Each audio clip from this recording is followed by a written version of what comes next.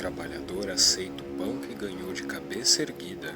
O trabalhador preguiçoso e negligente não consegue olhar para o rosto de seu empregador. Devemos então ser impacientes por fazer o bem, pois tudo provém de Deus, pois Ele nos adverte. Veja, o Senhor vem, veja, Ele traz consigo o prêmio para recompensar a cada um de acordo com o seu trabalho. Ele nos manda, portanto, crer nele de todo o coração e não esmorecer ou negligenciar em tudo o que é bom. Ele deve ser a base de nosso orgulho e certeza. Devemos nos submeter à sua vontade. Devemos reparar em como toda a multidão de seus anjos está a postos para cumprir sua vontade, pois a Escritura diz: milhares de milhares o serviam, milhões e milhões estavam diante dele, e proclamavam uns aos outros: Santo, Santo, Santo é o Senhor dos exércitos, a terra inteira está cheia da sua glória. Nós também, então, devemos nos reunir para adorar em harmonia e mútua confiança, e sinceramente suplicar-lhe como se tivéssemos uma única voz, para que possamos compartilhar de suas grandes e gloriosas promessas. Pois ele diz: olho nenhum viu, ouvido nenhum ouviu, mente nenhuma imaginou o que Deus preparou para aqueles que o amam. Como são abençoadas e surpreendentes as dádivas de Deus, amados! A vida com a imortalidade, o esplendor com a retidão, a verdade com a confiança, a fé com a certeza, o autocontrole com a santidade. E todas essas coisas se situam no âmbito de nossa compreensão. O que nesse caso está sendo preparado para aqueles que o aguardam? O Criador e Pai da eternidade, o Todo Santo, Ele mesmo sabe como isso é grande e maravilhoso. Nós então devemos fazer todos os esforços para nos encontrar entre os que estão pacientemente à espera dele, de modo que possamos ter parte nas dádivas que ele prometeu. E como acontecerá isso, amados? Isso acontecerá se nossa mente se fixar fielmente em Deus, se nós buscarmos o que é de seu agrado e deleite, se o fizermos estiver de acordo com sua pura vontade, e se seguirmos no caminho da verdade, se nos libertarmos de toda perversão, maldade, avareza, agressividade, malícia, fraude, tagarelice, calúnia, aversão a Deus, arrogância, ambição, presunção e falta de hospitalidade. Deus odeia não apenas essas ações, mas também os que aprovam aqueles que as praticam, pois lemos na Escritura: mas ao ímpio Deus diz: que direito você tem de recitar as minhas leis ou de ficar repetindo a minha aliança? Pois você odeia minha disciplina e dá as costas às minhas palavras. Você vê um ladrão e já se torna seu cúmplice, e com adúltero se mistura. Sua boca está cheia de maldade e a sua língua formula a fraude. Deliberadamente você fala contra o seu irmão e calunia o filho de sua própria mãe. Ficaria eu calado diante de tudo que você tem feito? Você pensa que eu sou como você? Mas agora eu o acusarei diretamente, sem omitir coisa alguma. Considerem isso, vocês que se esquecem de Deus. Caso contrário, os despedaçarei sem que ninguém os livre. Quem me oferece sua gratidão como sacrifício, honra-me, e eu mostrarei a salvação de Deus ao que anda nos meus caminhos. Este é o caminho, amados, no qual encontramos a nossa salvação. Jesus Cristo, o sumo sacerdote de nossos sacrifícios, o protetor e auxiliador em nossa fraqueza. Por meio dele, fixamos nosso olhar nas alturas do céu, Nele vemos espelhada a pura e transcendente face de Deus. Por meio dele os olhos de nosso coração se abriram. Por meio dele nosso tolo e nebuloso entendimento irrompe para a luz. Por meio dele o Mestre quis que aprovássemos o imortal conhecimento, pois o Filho é o resplendor da glória de Deus, tornando-se tão superior aos anjos, quanto o nome que herdou é superior ao deles. Pois está escrito, ele faz de seus anjos ventos e dos seus servos clarões reluzentes. Mas sobre seu filho, isto é o que diz o Mestre: Tu és meu filho, eu hoje te gerei. Pede-me, e eu te darei as nações como herança e os confins da terra como tua propriedade. E novamente ele lhe diz: Senta-se à minha direita até que eu faça dos teus inimigos um estrado para os teus pés. Quem seriam os inimigos? Os que são maus e se opõem à vontade dele. Falando com total sinceridade, irmãos, nós devemos seguir suas ordens irrepreensíveis. Observemos com que disciplina, prontidão e obediência cumprem ordens os que servem sob o comando de nossos generais. Nem todo mundo é general, coronel, sargento e assim por diante, mas cada um por sua vez executa as ordens do imperador e dos generais. Os grandes não podem existir sem os pequenos, nem os pequenos sem os grandes.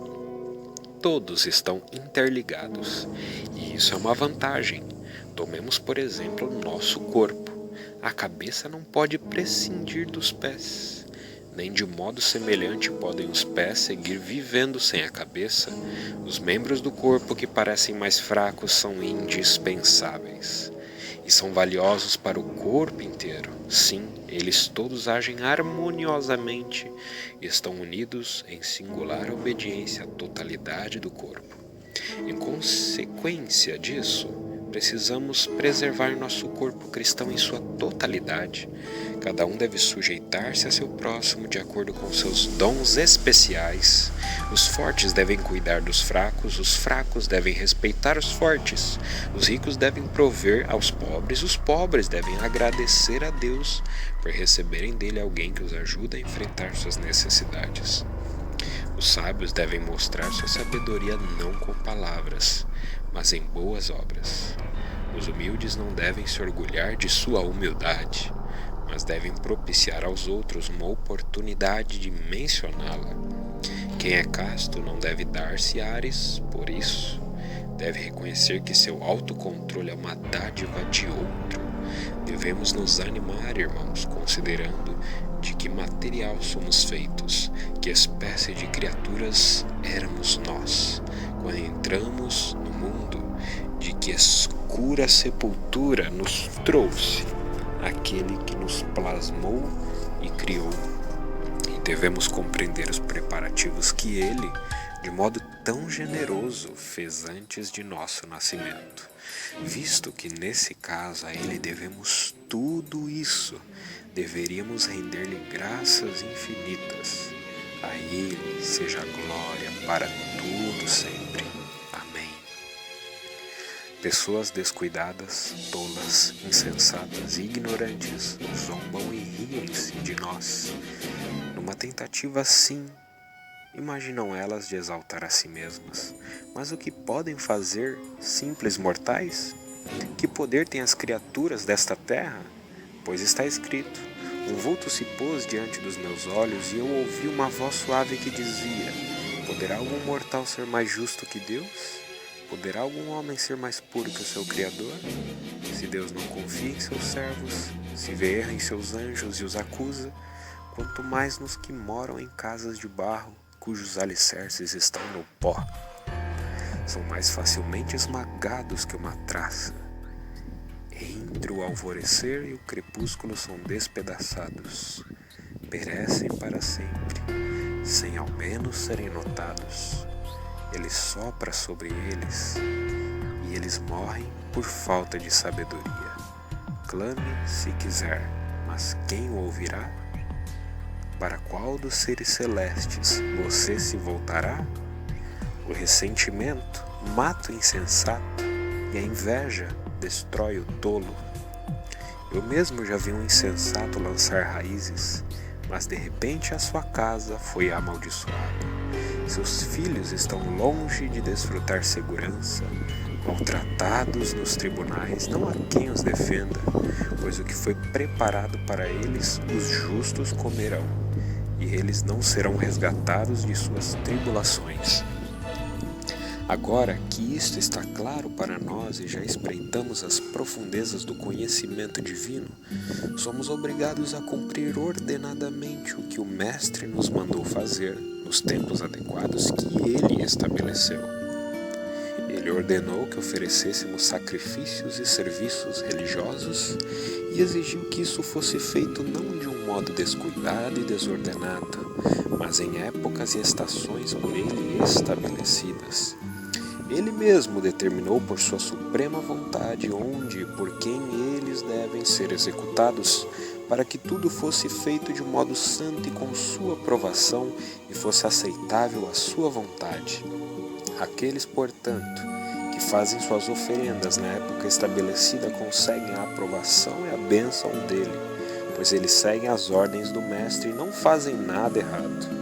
Obrigações particulares são atribuídas ao sumo sacerdote e lugares especiais são designados aos sacerdotes, ao passo que aos levitas são atribuídas tarefas específicas. Os leigos devem obedecer ao código dos leigos. Irmãos, cada um por sua vez deve conseguir a aprovação de Deus e ter uma consciência limpa. Não podemos transgredir as regras estabelecidas por nosso ministério, mas devemos cumpri-las de um modo reverente. Não há em toda parte, irmãos, que são oferecidos diferentes sacrifícios, os sacrifícios diários, os sacrifícios voluntários e aqueles oferecidos pelos pecados e transgressões, mas apenas em Jerusalém. E até mesmo lá esses sacrifícios não são feitos em qualquer ponto, mas apenas na frente do santuário, junto ao altar, depois que o sumo sacerdote e os ministros mencionados inspecionaram as oferendas para verificar possíveis defeitos. Aqueles, portanto, que de algum modo agem em desacordo com a vontade dele, estão sujeitos à pena de morte. Percebam, irmãos, quanto mais conhecimento nos é dado, tanto maiores são os riscos que corremos. Os apóstolos receberam do Senhor Jesus Cristo o Evangelho para nós. Jesus, o Cristo, foi enviado por Deus. Assim, Cristo vem de Deus e os apóstolos vêm de Cristo. Nos dois casos, o procedimento ordenado depende da vontade de Deus. E assim os apóstolos, tendo recebido suas ordens e estando plenamente convencidos da ressurreição do Senhor Jesus Cristo e assegurados da palavra de Deus, partiram confiando no Espírito Santo para pregar as boas novas de que o reino de Deus estava prestes a chegar. Pregaram no interior e nas cidades e nomearam os primeiros convertidos, depois de testá-los pelo Espírito para que fossem os bispos e diáconos dos futuros crentes. E isso não foi nenhuma novidade, pois a Escritura havia mencionado bispos e diáconos muito tempo antes. Pois isto é o que a Escritura em alguma parte diz: nomearei seus bispos na justiça e seus diáconos na fé. E será que deveria causar admiração o fato de que os cristãos aos quais Deus confiou esse dever tenham nomeado pessoas para cargos oficiais? Considere-se também que o bem-aventurado Moisés, que é fiel em toda a minha de Deus casa, registrou nos livros sagrados todas as ordens que recebeu e os outros profetas seguiram-no, confirmando a legislação dele. Ora, quando surgiu a rivalidade acerca do sacerdócio, e as tribos começaram a discutir sobre qual delas deveria ser honrada com esse glorioso privilégio, Moisés ordenou que os 12 chefes tribais lhe trouxessem varas, em cada uma das quais foi escrito o nome de uma tribo. Essas varas ele amarrou, marcando-as com os sinetes dos líderes tribais, e depois as colocou na tenda que guarda as tábuas da aliança de Deus. Em seguida fechou a tenda e marcou as chaves exatamente como fizera com as varas. E disse aos chefes: Irmãos, a tribo cuja vara brotar é a que Deus escolheu para o sacerdócio e para o seu ministério. Bem cedo na manhã seguinte ele reuniu todo Israel, 600 mil homens, e mostrou sinetes aos chefes tribais e abriu a tenda das tábuas da aliança e trouxe as varas. E se descobriu que a vara de Arão não só havia brotado, como também de fato dera frutos. Que vocês pensam disso, amados? Será que Moisés sabia de antemão que isso aconteceria? Sabia com certeza, mas ele agiu como agiu, para prevenir a anarquia em Israel, e para que o nome do Deus verdadeiro e único fosse glorificado. A Ele seja glória para todos sempre. Amém.